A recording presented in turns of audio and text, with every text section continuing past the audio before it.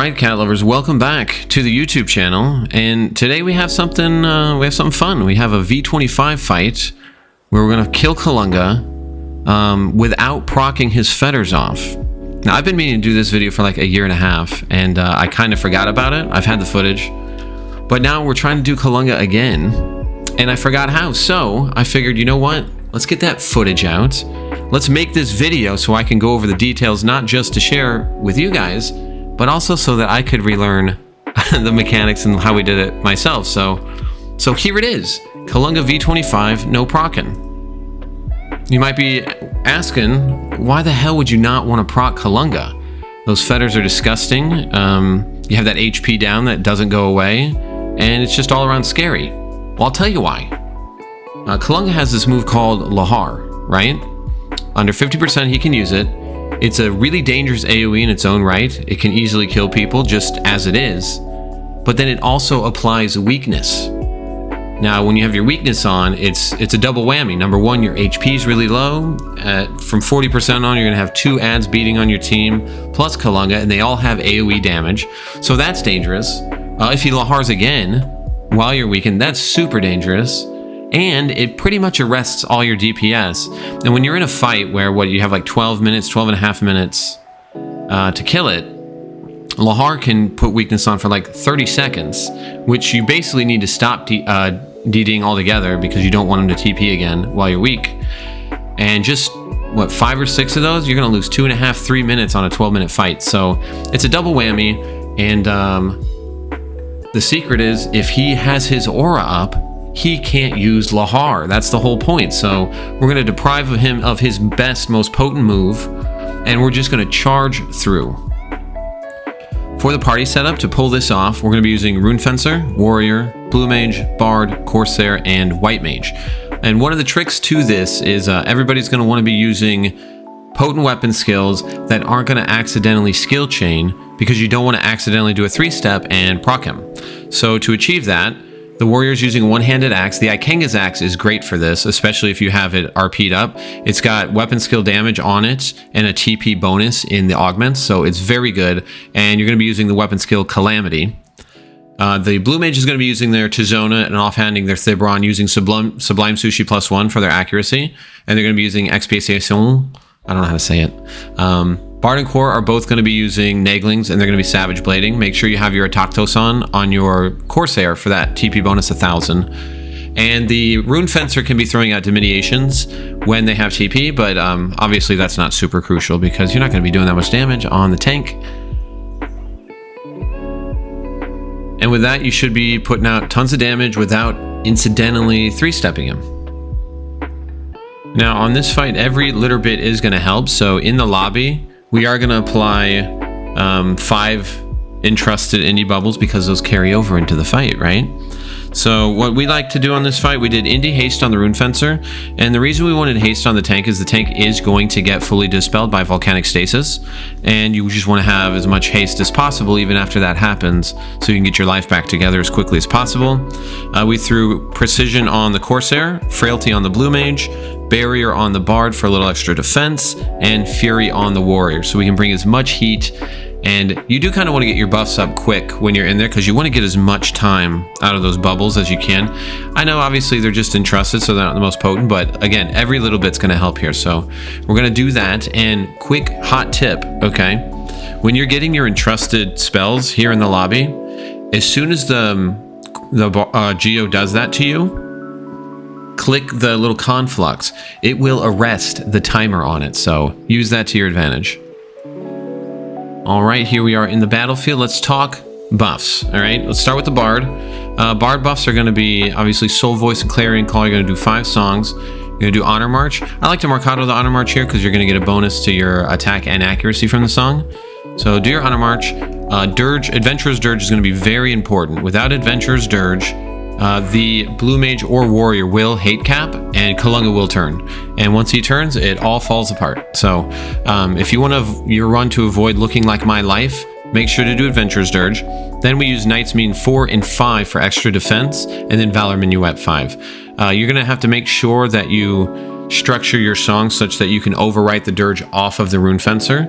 And I prefer to have Mage's Ballad 3 in that spot on the Rune Fencer. And you're also going to want to make sure you do a Mage's Ballad 3 on the White Mage.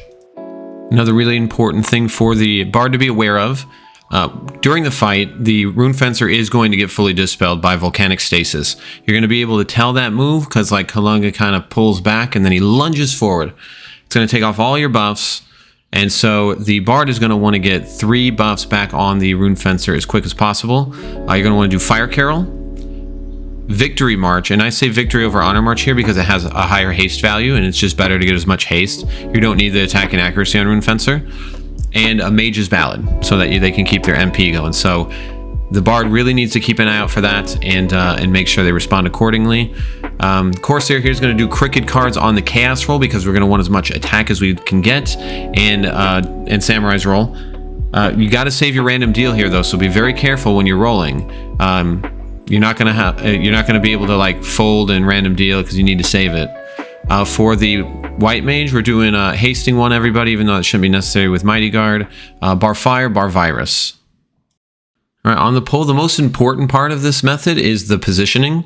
Where we take him, the DDs are going to be able to be behind him and in a corner so they don't get knocked back, but they'll be far enough away to avoid getting hit by the fetters. So you got to make sure you take him back to this little corner. As the Rune Fencer, you're going to want to open up with 3 Flobber Runes, hit him with Rake, with your Lycurgus equipped, and you want to open with Armor Break. You're going to make sure you have as much magic accuracy in your set as you can for that. The Null Belt's great for this. MP 5 out of 5 is great for this. And with the Raked Runes, it just gives you the best chance possible to land that defense down. Make sure the White Mage hits him with Dia right away, follow it up with a Light Shot, and the Warrior is going to want to open up with Warcry and Tomahawk, and then call for the random deal right away before they use any other abilities. It's going to give them the best shot possible to get their Warcry back. And if it does get reset, you can pretty much full-time Warcry for this fight, which is really helpful. Also get the Mighty Guard up, and then just get to cranking. As the Rune Fencer, you're going to want to put your Under Runes back up right away after the Rake. Make sure you hit everybody with Valiance. And a big thing to look out for in this fight as Rune Fencer is Searing Serration. It's a 3-hit move that also applies an impact effect. Bring plenty of Panaceas. Make sure you take those off as soon as they go on. Another hot tip, when he hits 75% and 40%, Kalunga uses Brazen Rush, which gives him 100% double attack. I like to save Batuta for that time because the Searing Serrations are just all the more nasty when that's happening.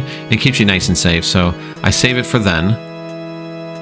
I did put together a special engage set for this fight on Rune Fencer. I'm using 5 out of 5 MP. It's got 35 DT off the top, lots of magic evasion, and it can occasionally proc absorbs magic damage, which is kind of cool. I also did the Shadow Ring and the Warder's Charm to help accentuate that effect. On the back, on my back piece for the resin slot for my Ambu Cape, I did parrying +5. I got the Refine Get +1 for more parrying. I'm using the Engraved Belt, which has all the elemental damage defense bonuses on it. And I'm even using a Yammering to accentuate my magic defense. So this set seemed to work really well. And I died less than when I was using like just Niame and a couple pieces of MP. Alright, here's the full Dispel now. This is really an important part of the fight.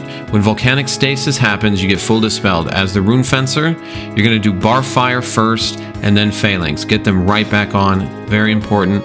Your White Mage is going to want to hit you with Shell 5 first, and then Protect 5. And again, the Bard is going to want to get 3 songs on you. Fire Carol immediately, that's first. Then Victory March, and then Mage's Ballad 3. There we go, like we're already rebuffed. We're fine. It does suck that you can't really get that, you can't take that HP down effect off. That's one of the nastiest parts of this method, but it's fine. You just keep cranking.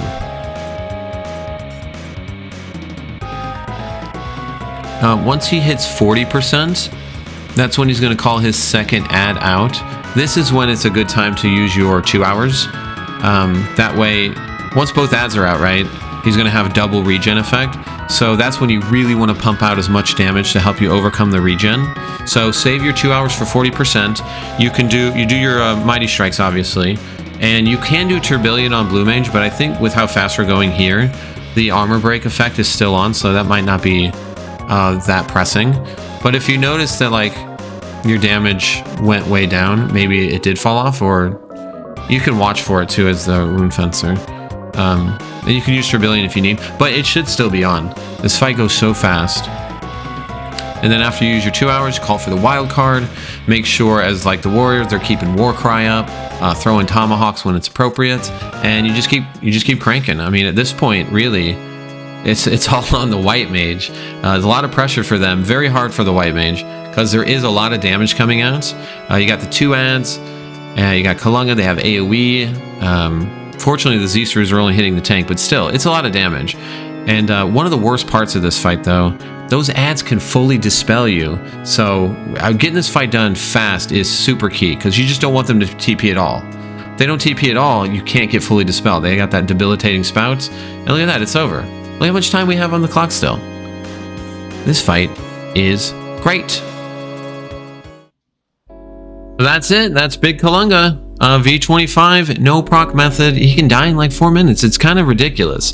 It's a little dangerous, but it's fun. I mean, it's better than getting Lahar. We've had so many fights before where he's under 25%. We've got like 5-6 minutes on the clock, and then he Lahars, and then he Lahars again, and then he Lahars again, and then you time out and you're sad. So this way, you can just kind of zoom through it, zerg him, crank him, spank him the whole show, right? You know how we like to do it. We don't like to deal with mechanics here. This is how we like to do stuff. So there it is. I mean, the big thing is just make sure you have plenty of defense because you will take a lot of damage. The white mage has to be really good. And unfortunately, on our runs right now, I'm the white mage and I'm not very good. But I'll get there, right? I'll get there, maybe, hopefully. I don't know. But hey, if this was helpful, I'm glad. And check us out on Twitch at twitch.tv/VelnerXI. We do this kind of thing daily. Bye.